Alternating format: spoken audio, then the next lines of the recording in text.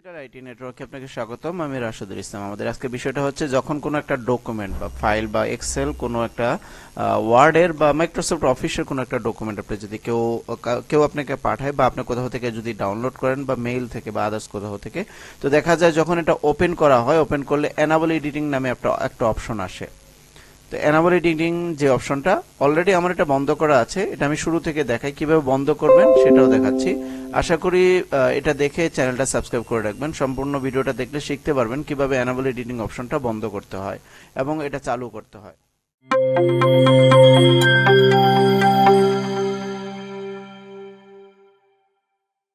প্রবেশ করবেন।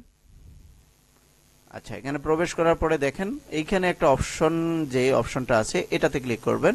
দেন হচ্ছে ট্রাস্ট সেন্টার যে অপশন, সেখানে ক্লিক করবেন। দেন হচ্ছে ট্রাস্ট সেন্টার, দেন হচ্ছে প্রোটেক্ট ভিউ। এখানে দেখেন অলরেডি এগুলো বন্ধ করা আছে, যার কারণে এনেবল এডিটিং আসছে না। তো আমি যদি এটা আবার চালু করার জন্য দিই, তাহলে দেখেন যদি চালু করি, এখন চালু করে দিলাম, এখন আমি এগুলো কেটে দিলাম। এখন যখন আমি কোনো ফাইল ডাউনলোড করব, অটোমেটিক ওখানে শো করবে এনেবল এডিটিং।